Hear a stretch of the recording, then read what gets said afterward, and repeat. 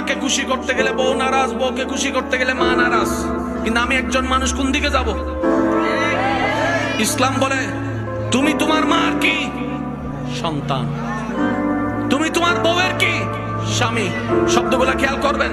তুমি তোমার মার সন্তান, যার পায়ের নিচে তোমার বেহেশত। তুমি তোমার মায়ের পায়ের নিচে।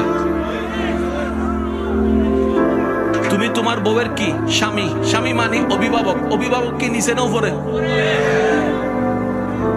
মায়ের পায়ের নিচে তুমি।